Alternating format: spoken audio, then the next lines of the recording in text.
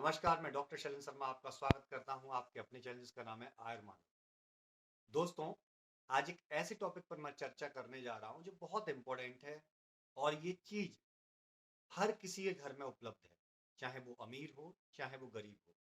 बदलते मौसम और बदलते हालातों के जरिए आज हर व्यक्ति किसी ना किसी रोग से ग्रसित है और जिनमें कुछ कॉमन डिजीजेस हैं, जैसे रेस्पिरेटरी सिस्टम की डिजीज, अस्थमा हो या एलर्जी हो, चाहे वो कार्डिक सिस्टम की डिजीज हो, चाहे हार्ट के चैनल्स का ब्लॉकेज होना हो, चाहे वो किडनी रिलेटेड डिजीज हो, चाहे माइक्रो एल्ब्यूमिन बढ़ जाना या किडनी का फेल्योर जैसी समस्या या पथरी का बनना। इवन एक बहुत बड़ी समस्या जो अब डे बाई डे हमारे देश में भी अपने पैर पसारती हुई जा रही है, जिसे हम कैंसर के नाम से जानते हैं। जी हाँ, इतनी खतरनाक समस्या का भी समाधान आज के इस वीडियो के माध्यम से मैं आपको बताने जा रहा हूँ। जी, जैसा कि आपने थंबनेल में पढ़ा है, मैं पानी के बारे में चर्चा करने जा रहा हूँ और ये पानी हर किसी के घर में उपलब्ध है। परंतु इसका उपयोग कैसे करना है, इसके बारे में बहुत ही कम लोगों को पता है और ये मैं आपको इस वीडियो के माध्यम से बताऊंगा। और आयुर्वेद में बोला गया है कि सभी रोग हमारे पेट से शुरू होते हैं। चाहे कोई सा भी रोग हो, हमारे पेट से शुरू होता है। क्यों होते हैं? क्योंकि हम जो भी खाते हैं उसका डाइजेशन प्रॉपर ना होने की वजह से हमारे शरीर में आम दोष का निर्माण होता है और ये आम दोष जहां भी जाता है उस ऑर्गन से रिलेटेड डिजीज को पैदा करता है। और ये आम दोष की मात्रा जितनी ज्यादा बढ़ती जाती है, उतने ही खतरनाक रोगों को ये पैदा करने में रिस्पॉन्सिबल होता है। तो चलिए, कैसे हम गुनगुने पानी का प्रयोग कर सकते हैं। आपको एक गिलास पानी लेना है। उस पानी को आपको गैस पे या चूल्हे पर, जिस चीज का आप उपयोग करते हैं, उस पर रख लीजिए और उसको उबालना है। उसमें 1 या 2 उबाले आ जाएं, उसके बाद उस 1 गिलास पानी को नॉर्मली आप रख दीजिए, जब तक कि वो नॉर्मल टेम्परेचर पर ना आ जाए। हल्का गुनगुना होना चाहिए, बिल्कुल भी ठंडा नहीं होना चाहिए। ऐसा नहीं है कि आप उसको ठंडे पानी में रख करके उसको ठंडा करने लगें या उसमें ऊपर से कोई ठंडा पानी मिला करके उसको नॉर्मल टेम्परेचर पर लाने की कोशिश करें। नहीं, आयुर्वेद में बोला गया है स्वांग शीत, यानी सेल्फ हेल्प से, नेचर की ठंडक से उसको ठंडा होने दें और हल्का गुनगुना जब वो रह जाए तो उसको घूंट घूंट करके आपको पीना है। स्पेशली अभी जो सीजन चल रहा है, सर्दियों का सीजन, इस सीजन में ये अमृत के समान बताया गया।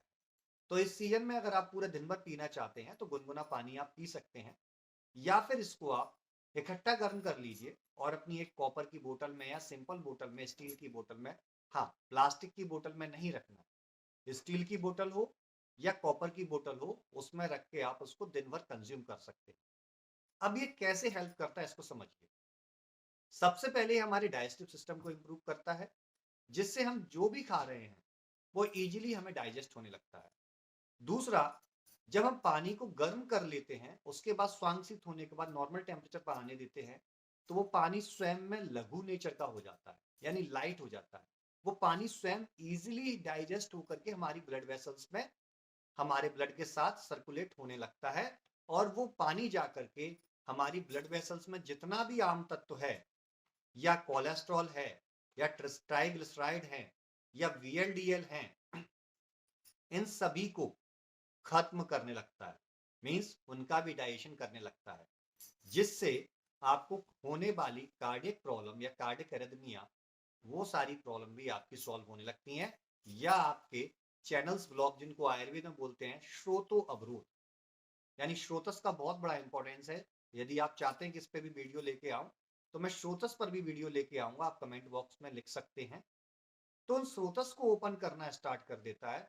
वो स्रोतस हमारे दिल से संबंधित भी हो सकते हैं, वो स्रोतस हमारे रेस्पिरेटरी ट्रैक्ट से संबंधित भी हो सकते हैं। और यही पानी जब हमारे लंग्स की तरफ जाता है, तो वहां पर इकट्ठे हुए कफ, यानी इसको म्यूकस बोलते हैं, उस म्यूकस को भी डिसॉल्व करता है, उसका डाइजेशन करता है और एलर्जी जैसी प्रॉब्लम और अस्थमा जैसी प्रॉब्लम में बहुत ज्यादा हेल्प करता है। और जब वही ब्लड हमारी किडनी से होकर के फिल्टर होता है, तो हमारी किडनी को भी डिटॉक्सिफाई करने का कार्य करता है और हमें अच्छे तरीके से फ्रेश होने में भी हेल्प करता है। दूसरा काम होता है, हमारी बॉडी में जो फ्री रेडिकल्स घूम रहे हैं, एक समय के बाद एजिंग की प्रोसेस स्टार्ट हो जाती है, हमारी नई सेल्स बनती हैं, पुरानी सेल्स खत्म होती हैं, लेकिन पुरानी सेल्स प्रॉपरली खत्म नहीं हो पाती, तो वो कचड़े के रूप में हमारे शरीर में पड़ी रहती हैं और उनसे हमें खतरा होता है कैंसर होने का। जी हाँ, और उन्हीं सेल्स के नेचर को चेंज करना या उन सेल्स का डाइजेशन करवाने का कार्य हमारा ये गुनगुना पानी करता है, जिसको उष्ण जल के नाम से संज्ञा दी गई है। आयुर्वेद में इसको ऊषा पान भी बोला गया। तो उम्मीद करता हूं आप इस गुनगुने पानी का सेवन जरूर करेंगे। और एक लास्ट टिप मैं आपको देना चाहता हूं कि खाना खाने के बाद आपको ठंडा पानी नहीं पीना है, स्पेशली इस सीजन में। इन सर्दियों के सीजन में ठंडा पानी नहीं पीना। और खाना खाने के बाद यदि आपको प्यास लगती ही है तो गुनगुने पानी की 1 या 2 घूंट पी करके थोड़ी देर आप रुक जाएं। 15 से 20 मिनट बाद आप 1 गिलास पानी का सेवन कर सकते हैं। चलिए मैं वैद्य सैनी शर्मा आपसे विदा लेता हूं। तब तक के लिए धन्यवाद।